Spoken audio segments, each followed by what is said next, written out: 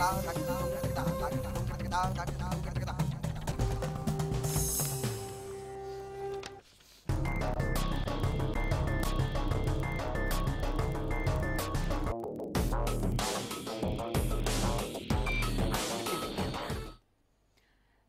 Special eight 11 में आपके साथ मैं हूं अनामिका अजय मिश्रा। और स्पेशल एट 11 में आज हम बात करेंगे हरियाणा में छात्र संघ चुनाव रिटर्न्स की।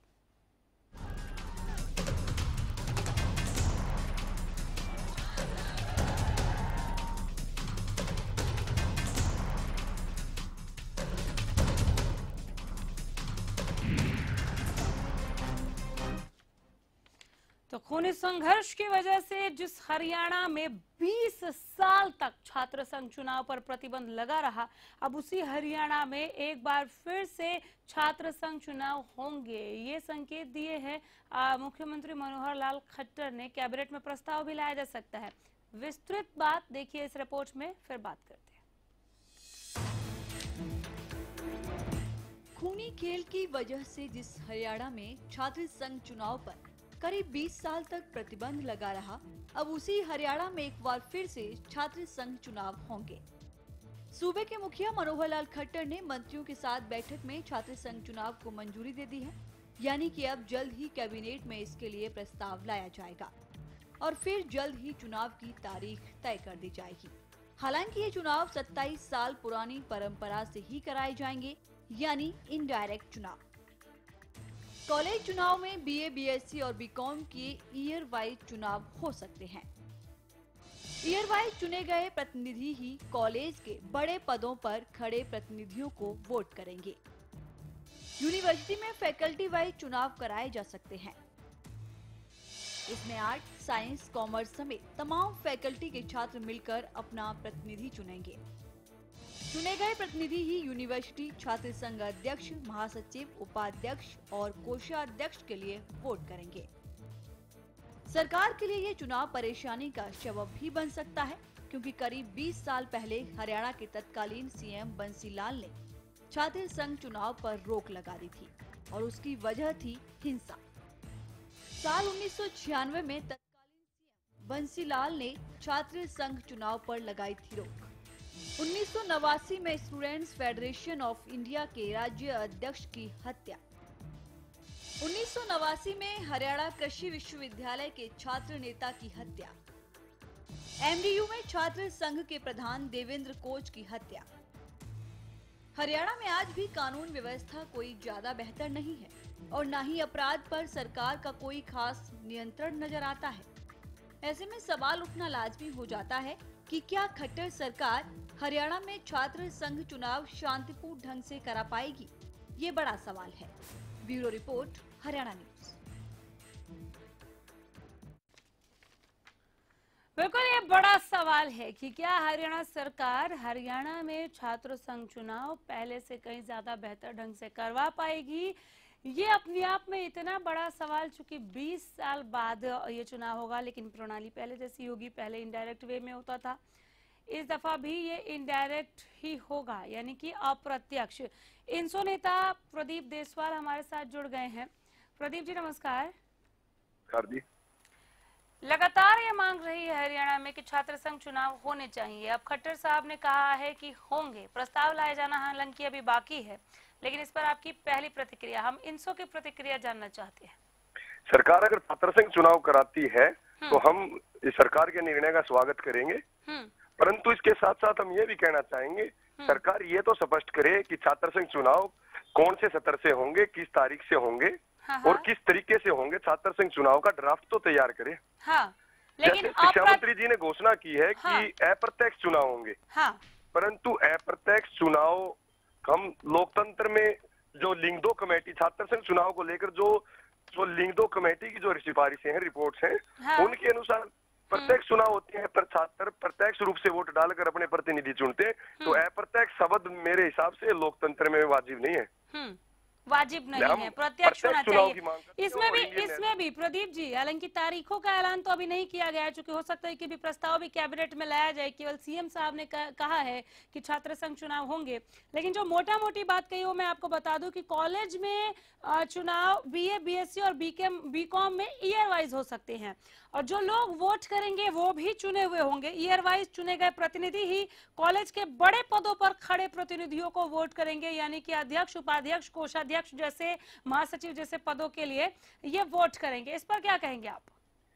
सरकार को प्रत्यक्ष चुनाव कराने में दिक्कत क्या है? हाँ, जब बात लिंग दो कमेटी की सिफारिश के अनुसार चुनाव होने हैं, और लिंग दो कमेटी का गठन सुप्रीम कोर्ट के दिशा निर्देशों के अनुसार हुआ था।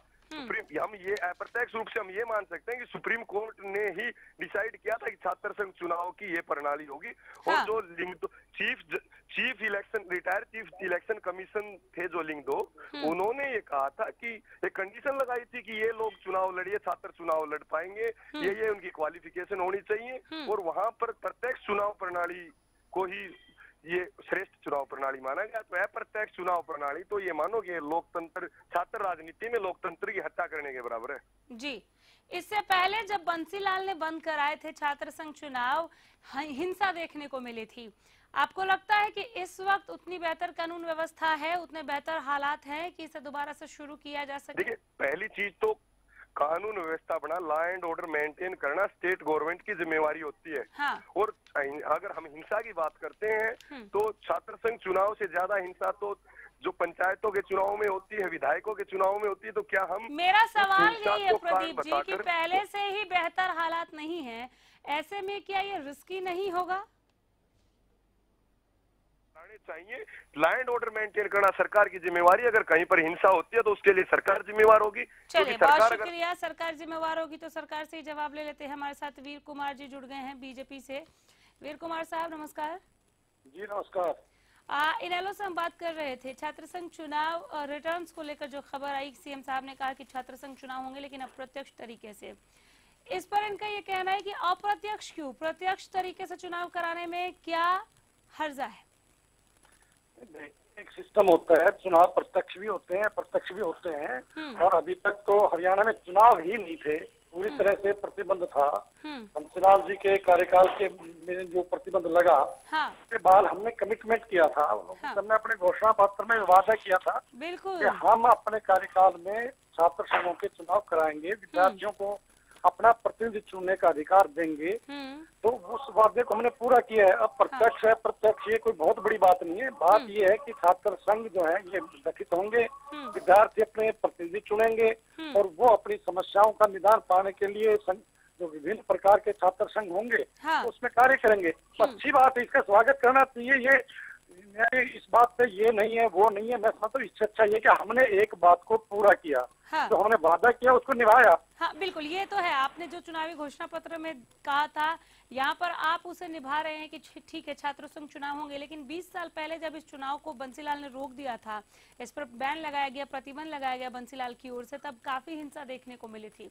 इस वक्त जो माहौल है कमोबेश बेहतर नहीं है अगर देखा जाए तो। लॉ एंड ऑर्डर को लेकर इंसो भी अभी क्वेश्चन कर, इंसो की ओर से भी क्वेश्चन किया गया कि हालात उतने बेहतर नहीं है। तो क्या ये आपकी सरकार के लिए चुनौतीपूर्ण नहीं रहेगा? वीर कुमार जी, सवाल इसलिए भी चूंकि बंसीलाल ने बैन लगा दिया, देवीलाल लेकर नहीं आए, और आप लोगों ने पहली बार सरकार बनाई और ये मादा दिखाया है। ये बात बिल्कुल ठीक है कि आजकल थोड़ा इस प्रकार की हिंसक घटनाएं चुनाव में होती हैं। हाँ। और ये दोनों की मैं समझता हूँ जिम्मेवारी है, शासन और जो स्थानीय प्रशासन, इस चीज का जो प्रशासन है, हाँ। ये मिल बैठकर आपस में तालमेल करके, सामंजस्य करके, और जो एक बैड एलिमेंट होता है, अधिकांश विद्यार्थी ऐसा नहीं करते हैं। हाँ। लेकिन छात्र संघ चुनाव में, क्योंकि मैंने स्वयं कुरुक्षेत्र यूनिवर्सिटी चुनाव में छात्र संघ अध्यक्ष चुनाव लड़ा है, मैंने इसका अपना अनुभव है। हाँ। तो बाहरी एलिमेंट है, बाहर का जो असामाजिक तत्व है, वो कहीं ना कहीं अपने राजनीतिक आकाओं की संतुष्टि या उनके मार्गदर्शन को उनके खुश करने के लिए इस प्रकार की हिंसक घटना करते हैं। हाँ। मुझे लगता है कि छात्र संघ यानी छात्रों को इस बात के लिए पूरी तरह तैयार होना चाहिए, और जो बैड एलिमेंट है उनके ऊपर यूनिवर्सिटीज भी ध्यान रखे, स्थानीय प्रशासन ध्यान रखेगा तो इस प्रकार की घटनाएं नहीं होंगी। लॉ एंड ऑर्डर तभी भी था, कानून भी अपनी जगह थी, तब की सरकार भी यही बात कह रही थी, यूनिवर्सिटीज की ओर से भी ध्यान रखा गया था, उसके बावजूद भी ये हिंसा देखने को मिली, खूनी संघर्ष हुआ। तो हमारे पास एक कड़वा अनुभव रहा है बीते के दिनों में। हम ये नहीं कहते कि आपको ये रिस्क नहीं लेना चाहिए, लेकिन जब आपने ये मादा दिखाया है कि छात्र संघ चुनाव होंगे तो तैयारी पहले से होनी चाहिए। उन तैयारियों को लेकर सरकार कितनी मुस्तैद है और क्या कुछ ऐसा करेगी कि सब कुछ बहुत स्मूथ हो जाए, ये मैं जरूर आपसे जानना चाहूंगी। जैसे ही अभी निर्णय हुआ है, इम्प्लीकेशन जो होंगी, इम्प्लीमेंटेशन होंगी, उससे पूर्व सभी यूनिवर्सिटीज को जो गाइडलाइन जो जारी की जाएगी, दिशा निर्देश दिए जाएंगे, उसमें ये अहम बिंदु होगा कि छात्र संघ के चुनाव फ्री एंड फेयर हो, निष्पक्ष हो, भय मुक्त हो, पारदर्शी हो और किसी प्रकार की हिंसा ना हो। ये उसमें सारा वहाँ का जो स्थानीय लोकल जो एडमिनिस्ट्रेशन है वो उस प्रकार के स्ट्रेटेजी बनाएंगे, रणनीति बनाएंगे। हिम्मत सिंह जी हमारे साथ आज जुड़ गए हैं, युवा कांग्रेस के राष्ट्रीय महासचिव हैं आप। सिंह साहब नमस्कार। नमस्कार। आप सुन रहे होंगे वीर कुमार यादव जी को, निष्पक्ष चुनाव हो, पारदर्शी हो, ये तमाम कोशिशें सरकार की रहेंगी। छात्र संघ चुनाव रिटर्न्स हरियाणा में, हम इसकी बात कर रहे हैं, आपकी पहली प्रतिक्रिया? हम इसकी छात्र संघ चुनाव की शुरुआत का स्वागत करते हैं। हाँ। और इसमें मेरा एक ये कहना है कि ये इनडायरेक्ट चुनाव को जो रखा गया, इसकी जगह डायरेक्ट चुनाव हो, छात्र सीधा अपना प्रतिनिधि चुने, अध्यक्ष चुने, महासचिव चुने तो बेहतर होगा। लिंडो कमेटी की रिपोर्ट का भी यही कहना था। हाँ।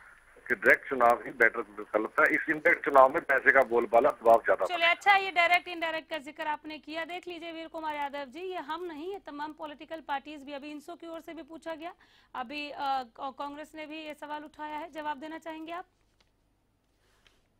आप 10 साल सत्ता में रहे तब आपको डायरेक्ट ध्यान नहीं आया, आपने चुनाव ही नहीं कराए, और जब यहाँ हमने करा रहे हैं तो उसमें आप यानी इस प्रकार के ऐतराज उठा रहे हैं। पहले चुनाव तो करने दीजिए ना, चुनाव तो करा रहे हैं, आपको हिम्मत नहीं जुटा पाई पिछली सरकार तो हमारा कहना ये है कि हम सबको मिलकर और एक ये जो चुनाव की घोषणा हुई, ठीक है वो नहीं करा पाए, लेकिन आपके इस पहल का वो स्वागत कर रहे हैं, पर बता देने में क्या हर्ज है कि आप डायरेक्ट चुनाव क्यों नहीं करा रहे? बता देने में मुझे नहीं लगता कि कोई हर्ज है, आपके इस कदम का हर कोई स्वागत कर रहा है। अभी आपने सुना भी सिंह साहब ने क्या कहा, वो वेलकम करते हैं, सराहनीय है आपकी ये पहल कि आप लोग लेकर आए। चलिए कहीं से शुरुआत होनी थी, आपने किया, क्रेडिट आपको गया, लेकिन डायरेक्ट क्यों नहीं करा रहे आप? मैंने वही आपसे निवेदन किया कि चुनाव नहीं हो रहे थे, क्यों नहीं हो रहे थे, उसके पीछे बहुत बड़ा कारण था निश्चित तौर पे। चुनाव कराए गए, इसके लिए मंत्रणा हुई है, गहन मंथन हुए हैं, यूनिवर्सिटी प्रशासन से चर्चा की गई है, स्थानीय प्रशासन से चर्चा की गई है, और इस दिन में ये एक निर्णय लिया गया कि चुनाव कराए जाए, फिलहाल अप्रत्यक्ष चुनाव कराए जाए, ताकि एक बार शुरुआत हो। और जो विद्यार्थी अपने मौलिक अधिकार से वंचित थे, अपने प्रतिनिधि चुनने से ही वंचित थे, तो एक बार शुरुआत की जाए। हो सकता है धीरे धीरे जो आप कह रहे हैं, क्या है जो सिंह साहब कह रहे हैं, हो सकता है उस दिशा में सरकार बढ़े, लेकिन जो चीजें पूरी तरह से नहीं थी उनको किस प्रकार से आगे बढ़ाया जाए, विद्यार्थियों को अपने हकों से किस प्रकार से राहत दी जाए, यूनिवर्सिटीज में चुने हुए प्रतिनिधियों को लाया जाए, ये एक प्रयास है।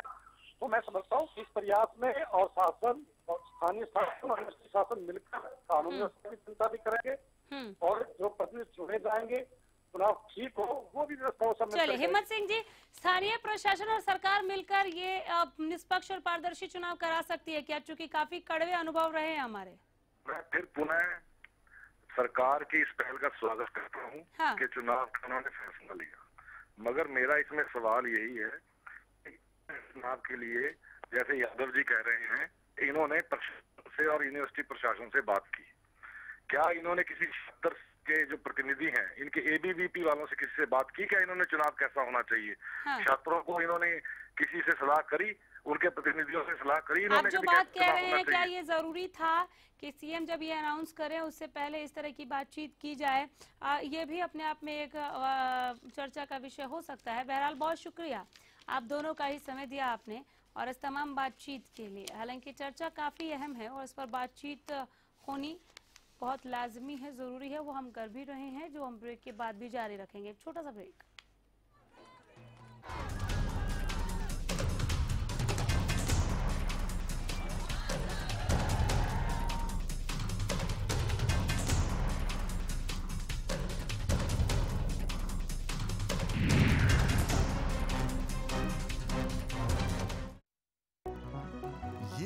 मोल्टार, जिसका अनोखा एंटी-एक्स बार अंडे, इल्ली और वयस्क का नाश करता है, जिससे आपकी फसल बिल्कुल हरी भरी रहे। जब मोल्टार दूर रखे कीट, तो जरूर होगी आपकी जीत। कीटों को मार भगाने के लिए सिर्फ धनुका मोटार ही मांगे।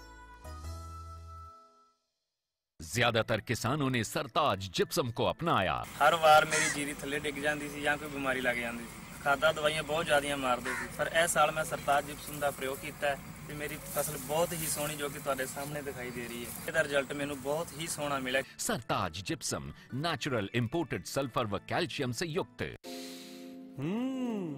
वो कौन है जो खुशबू लाता है, स्वाद बढ़ाए खाने में और सेहत बनाता है। तो बोलो बोलो पापा, मम्मी। खाने को टेस्टी बनाता है लक्ष्य शुद्ध देशी घी। खुशबू और स्वाद में हिट, सेहत को रखे फिट। लक्ष्य शुद्ध देशी घी, स्वाद और सेहत की बात शुद्धता के साथ। नमस्ते पंडित जी, तोते से पूछिए मेरे खेत से कीटों को कैसे मार भगाऊं। अरे भाई साहब, ये तोता है, कीटनाशक दवाई नहीं है, सिर्फ इनकी सलाह चलने वाली है। ये है धानुका के सलाहकार। ये है मोल्टार, जिसका अनोखा एंटी-एक्स बार अंडे, इल्ली और वयस्क का नाश करता है, जिससे आपकी फसल बिल्कुल हरी भरी रहे। जब मोल्टार दूर रखे कीट, तो जरूर होगी आपकी जीत। कीटों को मार भगाने के लिए सिर्फ धनुका मोटार ही मांगे।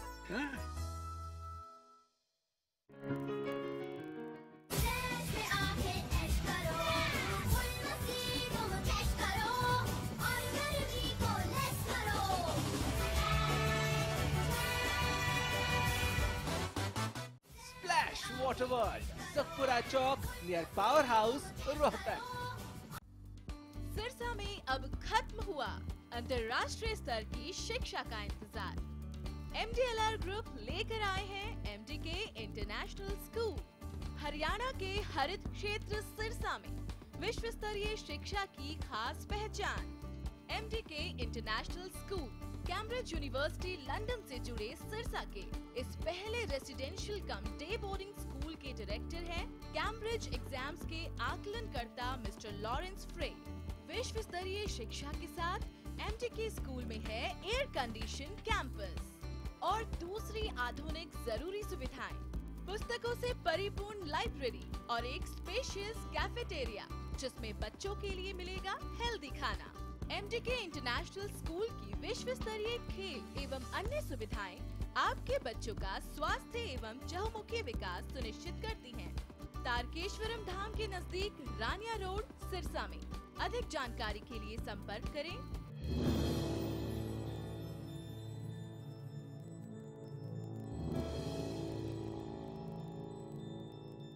अरे चौधरी, कहाँ निकल पड़े?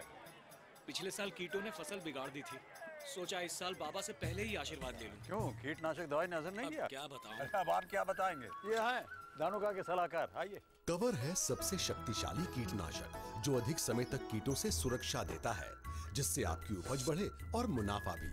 इसीलिए तो कहते हैं कवर बरसाए धन। कीटों से लंबे समय तक सुरक्षा पाने के लिए सिर्फ धानुका कवर ही मांगिए।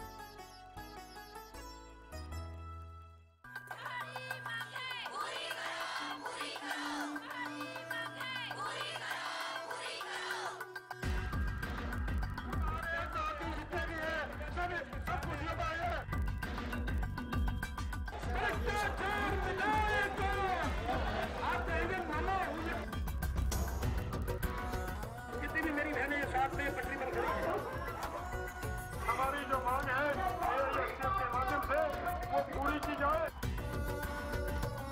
किसानों के हित की बात करें, इसलिए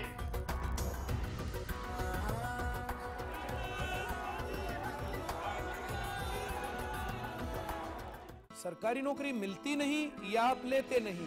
बेरोजगार रहने के दो कारण हैं, या तो आप कोशिश नहीं कर रहे या आपकी दिशा गलत है। सरकारी नौकरी कैसे पाई जा सकती है, देखिए हमारा खास कार्यक्रम कैसे पाएं सरकारी नौकरी, हर रोज दोपहर 2:30 बजे।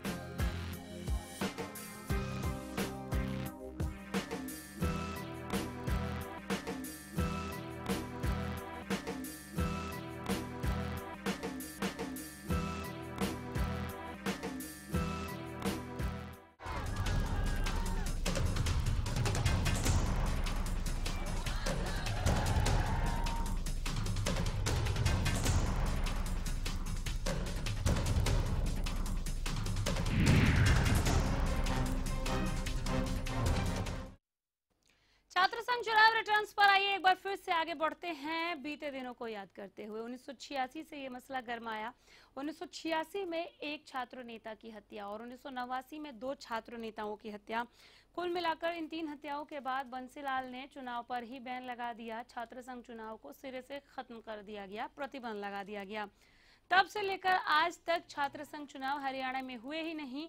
अब एक बार फिर से इसकी सुगबुगाहट दिखी है। मुख्यमंत्री मनोहर लाल खट्टर के मंजूरी मिल जाने के बाद सीएम साहब ने ये कहा है कि छात्र संघ चुनाव होंगे। प्रस्ताव लाया जाना हालांकि अभी बाकी है।